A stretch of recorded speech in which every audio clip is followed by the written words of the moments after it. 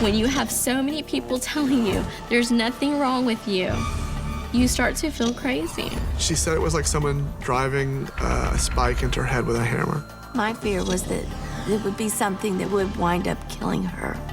I'm usually strong enough to make it through anything, but my body felt like it had been through a war. She was deteriorating so rapidly, you don't know what to do. My greatest fear is that I was going to say goodbye to my friend. Next, two medical mysteries that defied the experts. Amanda Kovler could never have prepared herself for the onslaught of agonizing pain that would leave her unable to walk, let alone take care of her children. And after every doctor dismisses her crippling symptoms, she begins to question just how much more she can take. I felt like if I have to live the rest of my life like this, I don't know that this is the way I want to live. Then Ann Hummel, a seemingly healthy 36-year-old, is shaken by a series of headaches that leave her totally incapacitated. And it isn't long before Ann and her family begin to fear the worst. I knew that I was really sick, and I thought for sure I was gonna die. When illness strikes, we look to doctors to give us answers. But what if they can't? For these unlucky patients, diagnosis is a mystery.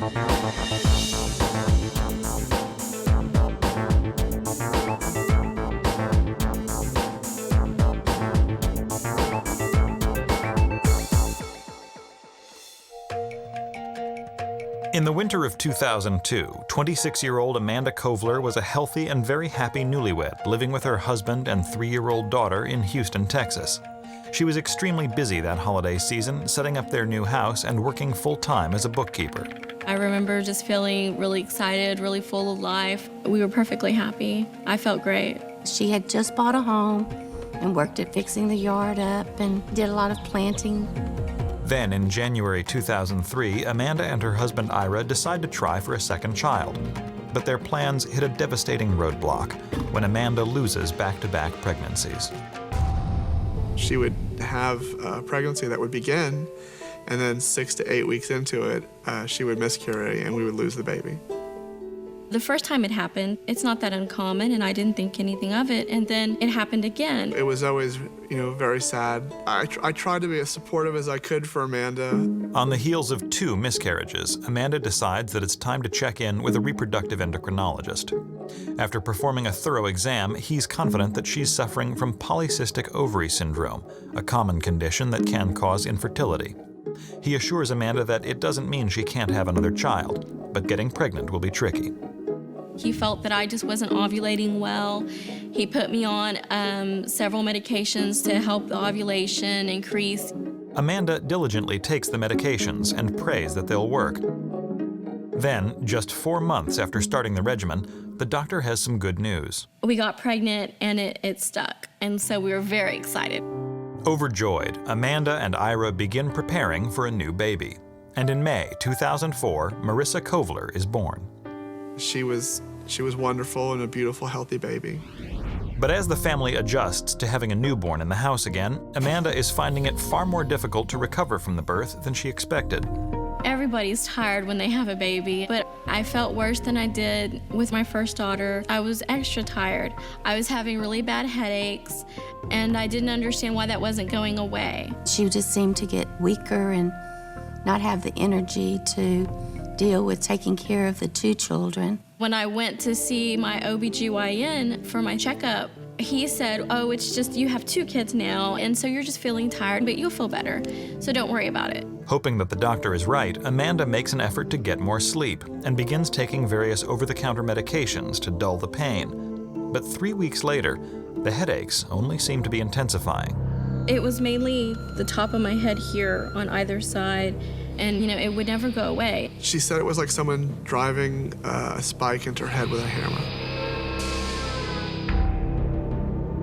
The pain is so persistent that it soon becomes a struggle just to get out of bed in the morning.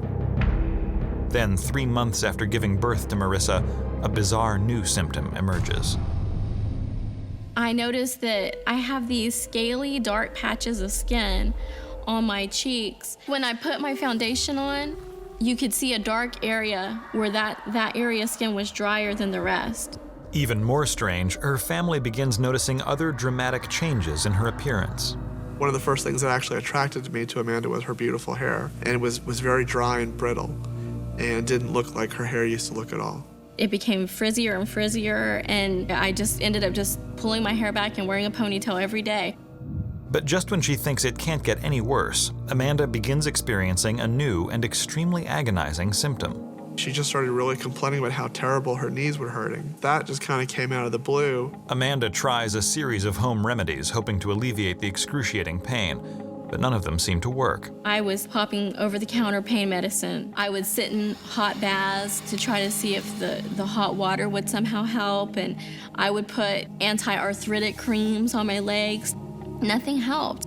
The constellation of mysterious symptoms eventually becomes so bad that Amanda is forced to quit her job. She went from being a mother that worked full-time to being a mother that was completely exhausted. It just seemed like she went downhill pretty quickly. It hurt so much all the time that I just felt like I couldn't move. Every day of my life, I was in pain. Alarmed, Amanda's family insists that she visit her primary care doctor. He said, oh, well, maybe you're experiencing a little bit of depression. It's very common at the 6-month point after having a baby to experience postpartum depression, and I think you're taking a nosedive into that. I told him, I'm like, well, other than being depressed over the fact that I'm feeling so poorly, I don't feel like I'm a depressed person. And I felt very alone, and I felt very misguided. He gave Amanda some antidepressants, basically just to kind of push through it. I did take the medicine because I didn't want to discount what he said. He was my doctor. Amanda continues to take the antidepressants, but after 8 weeks, she still isn't feeling any better. Tormented physically and emotionally, she's beginning to feel like she's reached the end of her rope. I would watch my children play and wish that I could be there playing with them. I would just lay there and feel so miserable that I couldn't do anything.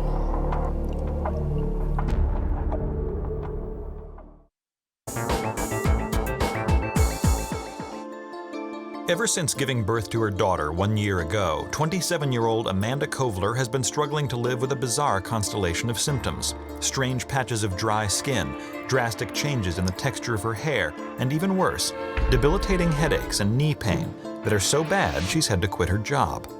Recently diagnosed by her primary care physician with postpartum depression, she starts taking antidepressants, hoping that she'll begin to feel like her old self. I supported her in her decision to follow the doctor's advice, but I really didn't think that was going to do anything to help her. Ira Kovler, Amanda's husband, is so worried about his wife's fragile condition that he sets up a series of appointments with an ear, nose, and throat specialist and a neurologist to get second opinions. But both doctors assure them that there's nothing physically wrong with her. It was heartbreaking. The person who I loved and who I know is such a wonderful person couldn't do the most basic things that she wanted to do to enjoy her life. And I felt like I had let her down because I couldn't fix it. After taking the antidepressants for 6 months, Amanda still isn't seeing any improvement. Completely frustrated, she checks in with her primary care doctor once again. I went back to my doctor and I said, look, I'm not taking this pill anymore. This has not helped me at all. I need you to find out what's wrong with me. And he said, if that didn't help, then I think you have fibromyalgia. Fibromyalgia is a chronic condition typically characterized by extreme muscular pain, fatigue, and depression that afflicts women more than men. Because there is not one specific way to test for it, the diagnosis is sometimes a catch-all for a variety of disorders. I think that my doctor was getting tired of hearing me nag him about what was wrong with me. And I think that that's why he chose to label it as the fibromyalgia. He's like, you fit the perfect age for it, childbearing years. There's nothing to be done. There are a few fibromyalgia pain centers that are popping up. You can, investigate one of those if you like, but I'm telling you that that's what it is, and you might as well learn to live with it. Amanda can't bear the thought of having to live with this pain for the rest of her life and is not ready to accept that she may have fibromyalgia. At this point, of all her symptoms, the knee pain is the most excruciating. She decides to take matters into her own hands and visits an orthopedist to get a second opinion. I had knee x-rays done. I had a full back MRI. And when I went in to see the doctor to give me my results, I was very shocked when he said to me that everything looked great, everything looked fine. When you have so many people telling you there's nothing wrong with you, you start to feel crazy. Dismissed by yet another doctor, Amanda and Ira simply can't understand why no one is taking her pain seriously. With each successive doctor, we would have more and more documentation of the tests that had been done. And each doctor, I think, was intimidated by it and would look at it and say, I can't solve this problem. I don't see anything wrong with you. But Amanda and Ira refuse to back down. They begin scheduling appointments with a new round of specialists, including a rheumatologist and an endocrinologist. And yet again, all of the tests they run come back normal. I was just so tired of everyone saying, learn to live with it, you're getting older. I just wanted to know what was wrong. I was in constant pain. My head wouldn't stop hurting. I felt like, if I have to live the rest of my life like this, I don't know that this is the way I want to live. My fear was that it would be something that wouldn't be diagnosed properly and would wind up killing her. Amanda soon becomes consumed with finding out what's been wreaking havoc on her body. After seeing a variety of specialists and getting nowhere, she decides maybe it's time to find out more about fibromyalgia. Well, I was getting fed up, and that's when we decided to contact one of the fibromyalgia and fatigue centers around town. Amanda tracks down a clinic in her area, and 1 week later, she and Ira go to meet yet another doctor. We went to see this doctor. He said the magic words, what you say is legitimate, and I will treat you, and I will help find out what is wrong with you. And that felt so good. Here was someone willing to listen to me. As he begins performing a head-to-toe examination, Amanda is hopeful that finally someone will be able to help her. He says that I don't exhibit all of the pain points that someone with fibromyalgia would, that he does think it is something else, and he took 30 vials of blood and tested me for everything under the sun. He's confident that when the wide array of test results come in, he'll be able to pinpoint just what's been triggering the chronic symptoms. In the meantime, the doctor directs her to take a daily regimen of 51 pills to help control her fatigue and pain. I thought that the 51 pills was incredibly excessive, both prescription and herbal supplements, and I didn't know what that was going to do to my body. I was worried, okay, am I going to die from taking 51 pills? It seemed a lot to me at the time, but if it helped her any, that was fine with me. None of those medications or treatments or blood tests were covered by the insurance. We spent tens of thousands of dollars on that treatment. If anything could make me feel better and make me get off that couch and just spend more time with my family, I would do it. I was so desperate.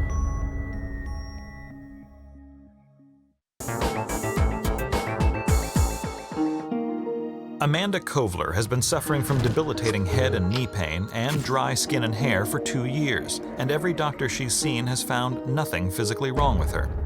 Desperate for answers, she meets with a fibromyalgia specialist who orders a battery of blood tests and puts her on 51 pills a day to help with her symptoms.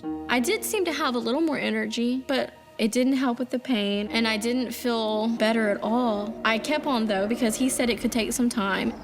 3 weeks later, the test results come back. But unfortunately, they don't reveal anything significant, and Amanda and Ira are crushed. The blood work ruled out a lot of things, but nothing was ever diagnosed from those blood results. While the test results are inconclusive, the doctor assures Amanda that if she continues to take the pills, she will eventually feel better. And sure enough, 5 months later, Amanda is overwhelmed by a shocking new sensation: relief from the pain. My symptoms disappeared, and I was just ecstatic. And my husband is like, oh my God, here is the woman I married. You haven't even been the same person this whole time, and here you are again, it's nice to see you. Thrilled to finally feel like her old self, Amanda is hoping that her mysterious illness has gone away for good. But a week later, she's hit by a symptom she's only felt twice before in her life. The only time in my life I've ever had heartburn was when I was pregnant with my 2 kids. And so I had an old pregnancy test, and it came out positive. And my first reaction was to freak out, because here I was taking 51 pills a day that I didn't even know really what they were. She comes out of the bedroom crying, and I'm looking at her like, what's wrong? And she says, I'm pregnant. What am I gonna do? I'm taking all these weird drugs, and what is it gonna do to the baby? And I'm so scared. I was happy and at the same time very concerned. I didn't want Amanda to have another miscarriage and lose another baby. We made an appointment to go see the reproductive endocrinologist, and he did his exam, and she was in fact pregnant and doing well. Amanda breathes a huge sigh of relief and then informs her doctor about all the pills she's been taking. He instructs Amanda to immediately go off all of the medications and supplements. Over the next few months, Amanda is feeling better than she's felt in a very long time, and the baby seems to be healthy as well. It felt like someone turned on a light switch. I went from this pathetic person laying on a couch in pain all day to just myself again. And I felt just so much energy. And I knew that that's how I was supposed to feel. That just proved to me, okay, you weren't crazy. We did all kinds of activities, started eating out more, going to movies. She was completely pain-free. Amanda is overjoyed that all of her unbearable symptoms have vanished, but wary of what might happen after she has her baby.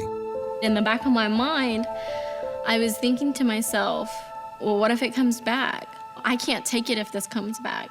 We began to wonder, how can this be that when you're pregnant, you're healthy, and when you're not pregnant, you're sick? I can't keep you pregnant forever. In January 2007, Amanda gives birth to a healthy baby boy, Jake. But just as they feared, Amanda's harrowing pains return with a vengeance. 3 months after having the baby, all my symptoms came back. The day that I felt my first ache, I was just crushed. I was like, please, no. It was like a nightmare. Amanda and Ira are completely devastated. Not only is she struggling to live with the excruciating headaches and knee pains all over again, she's now barely able to take care of their 3 children. My children would want me to come tuck them in at night, and I could not walk up the stairs to do it. I would struggle to take a few steps, and I'd be like, I am just too tired, and I am in just too much pain to do it. Everything was falling on my husband, and I felt so guilty. But the Kovlers promise each other that they will not stop looking for answers until someone makes a solid diagnosis. They begin by setting up appointments with a new set of specialists, including yet another endocrinologist in the area, Dr. Vivian Rodriguez. Amanda came to visit with her husband, and obviously there was a lot of frustration, anxiety. Amanda started to tell Dr. Rodriguez everything that had gone on and everyone we had seen and what had happened with all of her symptoms resolving during the pregnancy. Amanda also hands over her extensive case file that she's been keeping diligently for more than 2 years. On the laboratory profile, her chemistry was completely normal, but on her thyroid profile, she was having some abnormalities. When Dr. Rodriguez asked Amanda if she knew that her thyroid levels were wrong, Amanda said that she had noticed that some of the numbers were different, but that she didn't know what it meant. No other doctor really paid much attention to it. When I found out I was pregnant and I went to the reproductive endocrinologist, he ran some labs on me, and it showed that my thyroid was low. And when I brought that to my OB and I showed him that, he's like, oh, don't worry about it. A woman's body pretty much will naturally adjust the thyroid to meet the pregnancy needs. This was really pretty much our last shot. We had seen just about everybody else. We had had every blood test done. So if Dr. Rodriguez wasn't going to be able to help us, then we really didn't think there was anything left to do.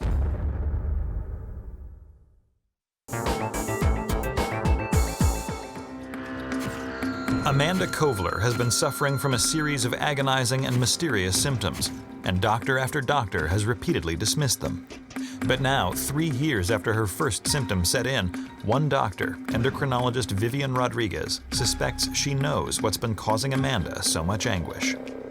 She had dry skin, dry hair. On her neck, felt enlarged. The right side was a little bit more prominent compared to her left side on her thyroid. And then when we check on her muscles, there was a decrease in terms of the muscle relaxation time. And that's one of the markers that we look for the situation of thyroid diseases. After going over Amanda's medical history with a fine-tooth comb and giving her a thorough examination, Dr. Rodriguez is confident she has the answer the Kovlers have been so desperately looking for. After evaluating Amanda and having the interview and reviewing her laboratories and her exam, I was convinced that her diagnosis was Hashimoto thyroiditis. Hashimoto's disease is an autoimmune disorder in which your immune system produces antibodies that attack your thyroid gland, a butterfly-shaped gland located at the base of your neck. In a healthy individual, this gland produces hormones that help regulate many of the body's activities, from muscle function to metabolism to reproduction. But in patients like Amanda, the attacking antibodies gradually destroy the thyroid gland, making it almost impossible to produce the hormones the body needs. Knowing that the thyroid hormones are going to work in all the different systems in your body, not having the right levels on your thyroid, it will basically affect every single function. Ira and Amanda are overwhelmed by everything they're hearing. Finally, it's all beginning to make sense. I was like dumbfounded because, number one, these are the same labs I had showed so many other doctors. Number two, she hadn't even done her own workup, and she came up with this diagnosis for me. I mean, I began to cry. I felt betrayed by all the other doctors I had trusted with this. And I was so relieved that Dr. Rodriguez had finally spent the time to look at this and see what was wrong with Amanda. Hashimoto's causes dry skin, dry hair. You can have miscarriages and fertility problems. You have joint pain. You have headache. Everything I had was this disease. Dr. Rodriguez immediately puts Amanda on a medication that mimics the hormones produced by the thyroid gland to start treating her symptoms. As she begins to feel better, Amanda can't help but wonder why the debilitating disorder seemed to simply disappear when she was pregnant. During pregnancy, a lot of the hormones are going to be enhanced in order to have better function. It's kind of a protective period in order for you not to destroy the fetus. Then after the delivery is when you lose that kind of protection, and the person will become more symptomatic. Amanda is elated to finally have a diagnosis, but can't shake her frustration that so many other doctors couldn't put the simple pieces of the puzzle together. It's not difficult to be diagnosed, but the person needs to make sure to be a detective, putting together the situation of the physical findings, the history on the patient, along with the laboratory findings on the patient. I think it was tricky because no one wanted to see the big picture.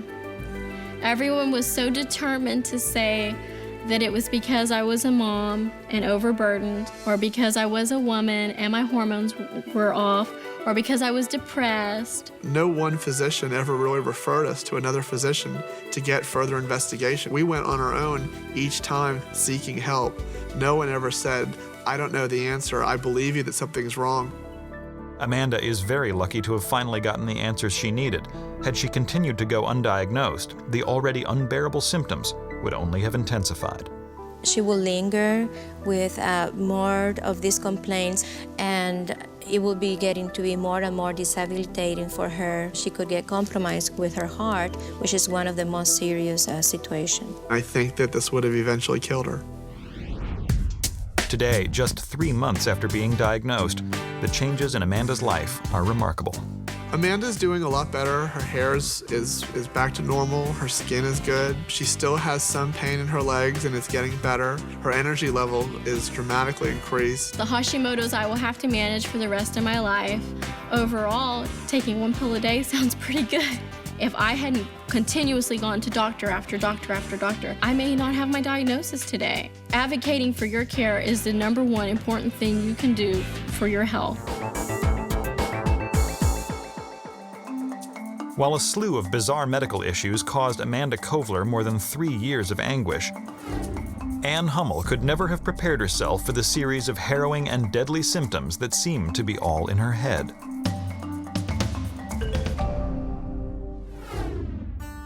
In the summer of 2001, Ann Hummel was a healthy 36-year-old mother of 4 who worked alongside her husband in the sales office of an upscale resort in Orlando, Florida. We'd work together from about 7:30 till around 2 o'clock, and then we'd just go have some fun and then spend time with the family. We lived on a lake, so we'd go boating, we'd go to the gym, we'd go rollerblading. Anne was always in great shape. She always took care of herself, very goal-oriented, just really full of life. Ann and her family are busy living life to the fullest until one day in August of that year when Ann notices that she's not feeling like herself.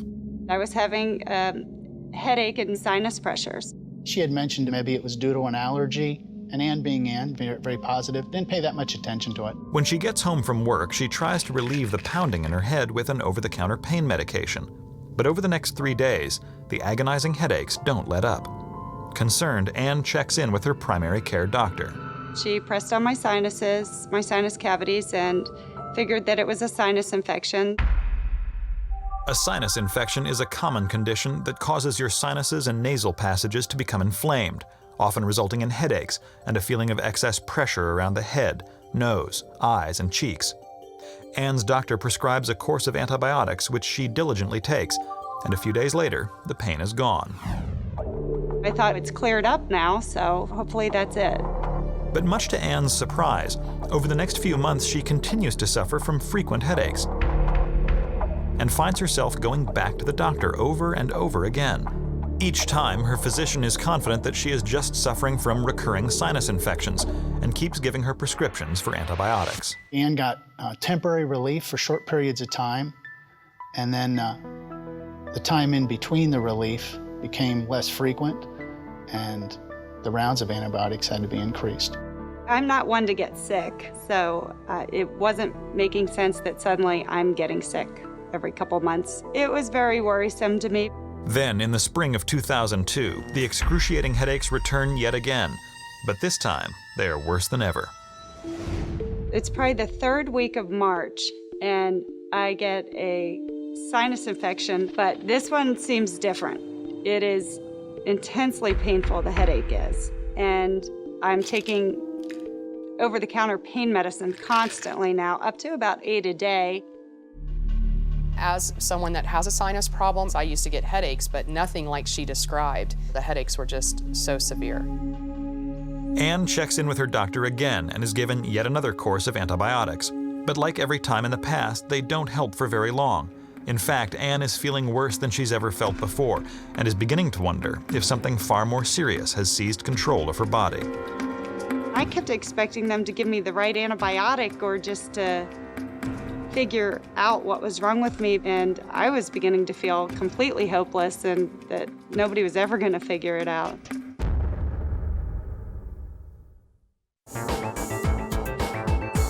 "36-year-old Anne Hummel has been suffering from a series of relentless headaches and agonizing sinus infections for more than 6 months.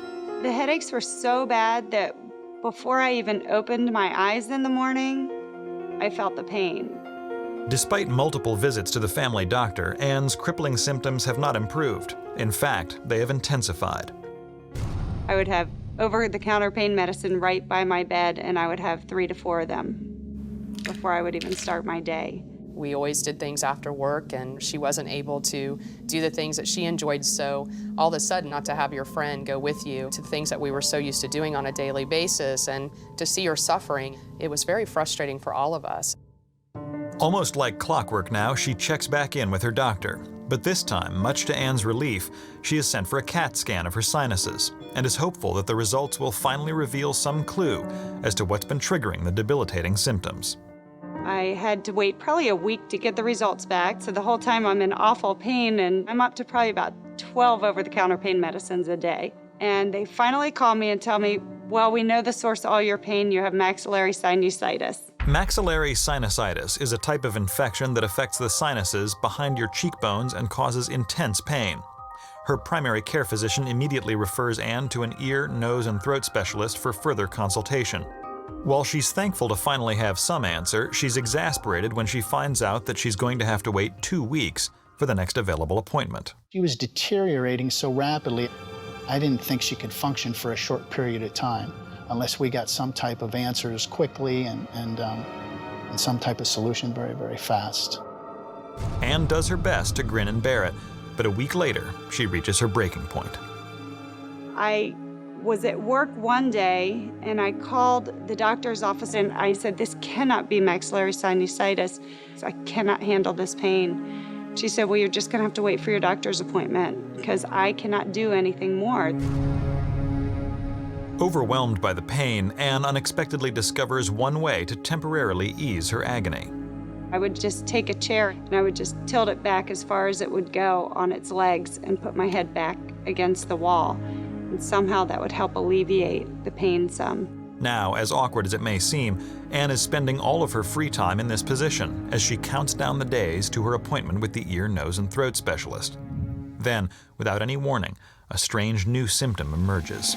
I remember noticing a fluid coming out of my left nostril, and it was just dampness that was always there. She was always wiping her nostril. She was kind of embarrassed because obviously she would have to meet with clients. Armed with a purse full of tissues, Anne manages as best she can, but it isn't long before yet another strange symptom begins to develop. I also noticed a kind of a metallic type taste in my mouth. It would be as if you had eaten something for breakfast or lunch that had left a bad taste in your mouth. I just could not get rid of it. She hated that. She would constantly want to brush her teeth or do something to get the taste out of her mouth. We would buy packs and packs and packs of gum. So she was constantly chewing gum. Anne assumes everything she's experiencing is related to her sinuses draining, but each passing day is becoming harder and harder to get through. I hadn't given up to the point that I was going to stay in bed all day. To me, that would be just like, admitting defeat. So I would just try to save my energy to be able to go in and work. If I could just make it from 7:30 to 1 o'clock, then I could go home and lay down. I would take care of things because obviously she was in too much pain to deal with it. And I'd get the kids up, get them to school, work, come home, take care of the house. My kids were not coping very well with seeing me sick and laying down all the time. At this point, they would have to see me in bed. If I was not at work, I was in bed. It was very hard to watch the children not able to really communicate with their mom because she was in bed. We had to be very sensitive every time we walked in that room, how to approach her, how to talk to her, and how to even sit on the bed because the headaches were so severe. You don't know what to do. You feel at the mercy of God to do something. Then, just 2 days before her long-awaited doctor's appointment, while she's meeting with clients at work, something completely unexpected happens.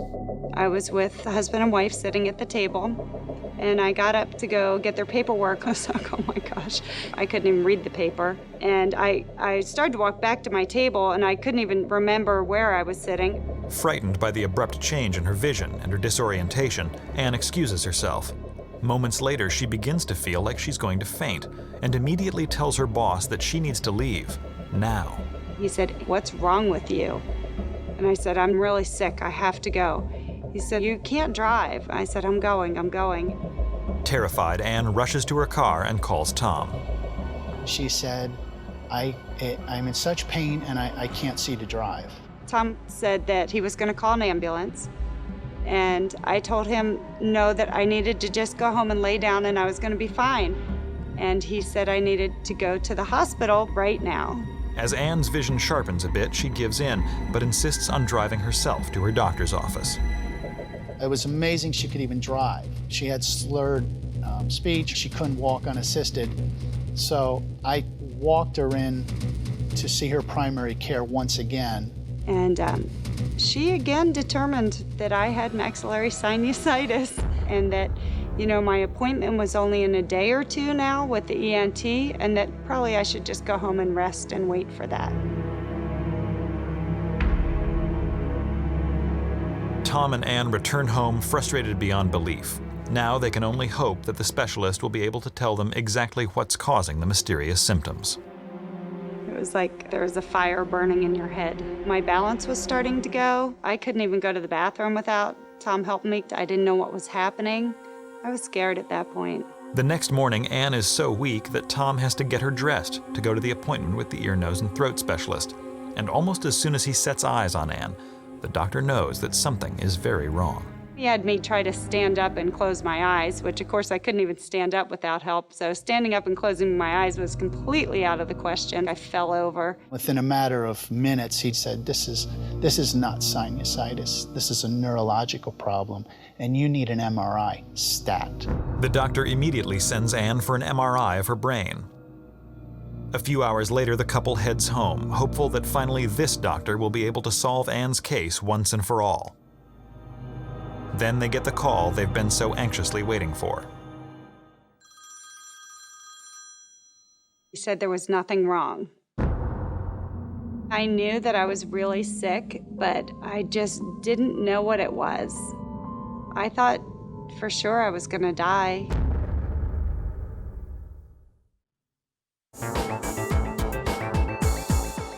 Ann Hummel has been enduring a series of chronic and extremely debilitating headaches that are now accompanied by a runny nose and a bizarre metallic taste in her mouth.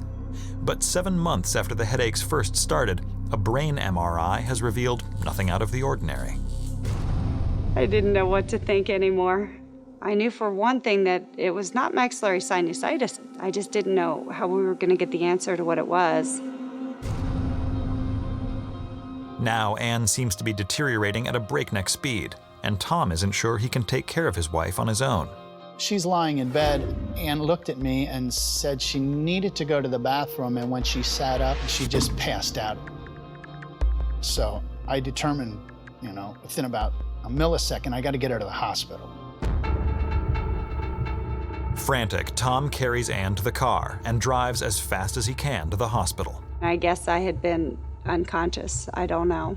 He took me into the doctor's office, I know that, and I guess he had tried to put me into a chair, and I fell onto the floor and passed out. Immediately, an emergency room team springs into action, taking Ann's vital signs.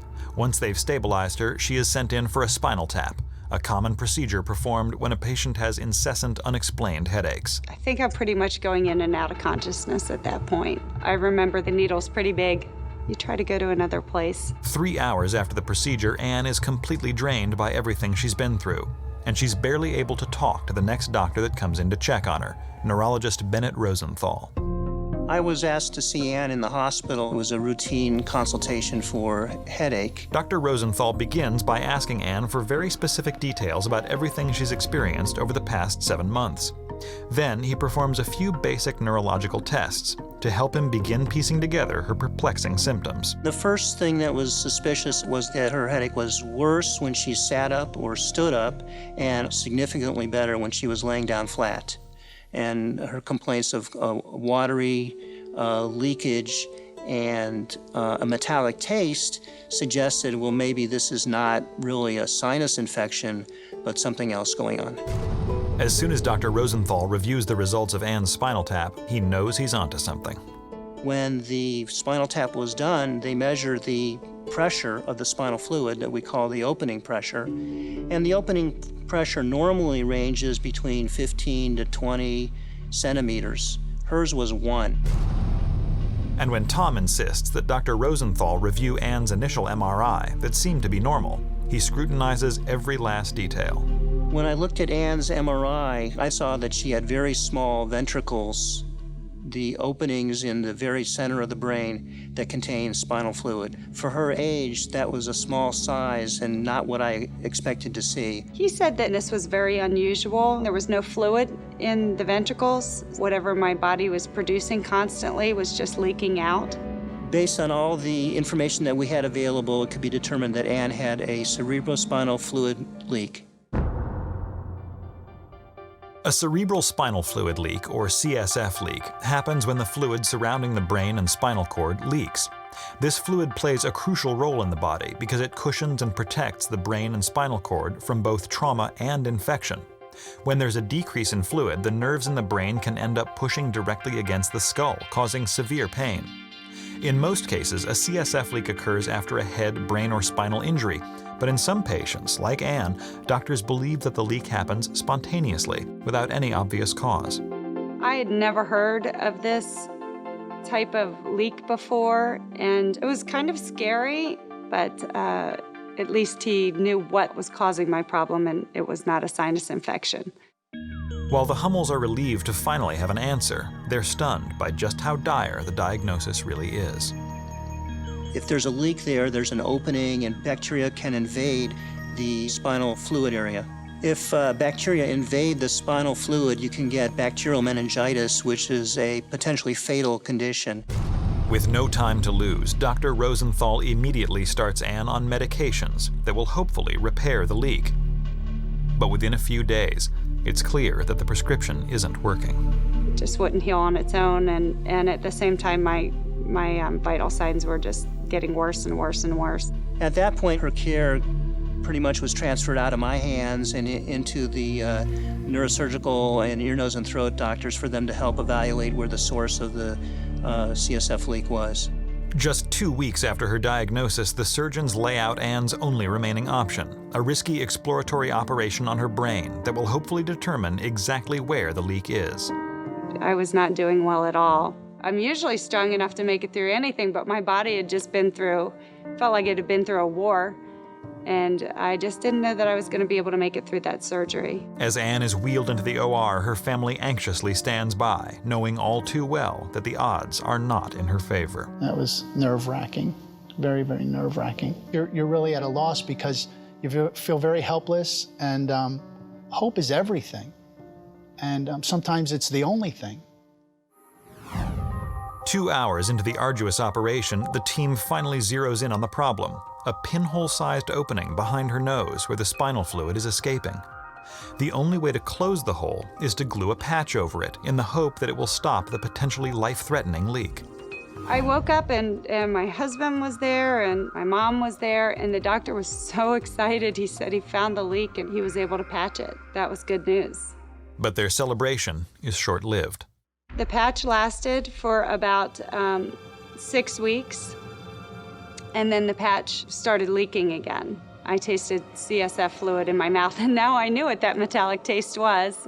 Little do the Hummels realize that this is just the beginning of what will become a series of 17 potentially fatal operations. There were a few times that she was convinced she wouldn't wake up, and I'd always say, stay away from the damn light. My greatest fear is that I was going to say goodbye to my friend, and that was probably the hardest thing I ever went through. The doctor at the end is like, we have no idea why she's alive. She should have been gone a long time ago. Then, after more than a dozen failed attempts, one patch finally seems to do the trick. The Hummels and Dr. Rosenthal breathe an enormous sigh of relief. I think Anne's prognosis is very good. Anne has had a very positive attitude towards a potentially disabling condition. She could very easily be laying in bed the rest of her life, but instead she's fought this and dealt with it and is actually doing quite well. While they're grateful that Anne has been successfully diagnosed and treated, the Hummels still have difficulty understanding why it took so long for anyone to solve the mystery. A CSF leak can easily be mistaken for another problem. It's certainly much more common to have the common cold or sinusitis. When someone comes in with what seems to be an easy diagnosis, that's the first path that everyone takes. A lot of times we'll treat headache types like sinus infections, trying a treatment approach very quickly without careful listening, and in her case, the listening to her history is really what made the difference. Today, 5 years since she was diagnosed, Anne's still adjusting to a slower lifestyle. She will always need to keep a close eye on the patch, as there is no guarantee that it will always work.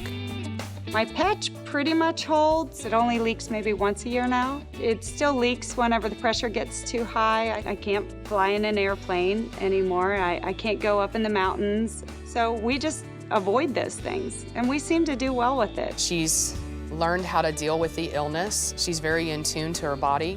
Anne still suffers from occasional headaches, but they're not nearly as severe as the ones she had before the patch was put in place. To look and talk to Anne, you would never think she went through 17 brain-related surgeries and is dealing with a life-threatening thing every day. And to cut is not to cure as far as Anne is concerned, and she says she'll never go back under the knife again. And she lives life to her fullest. Every day is precious because you just don't know when you're going to be around.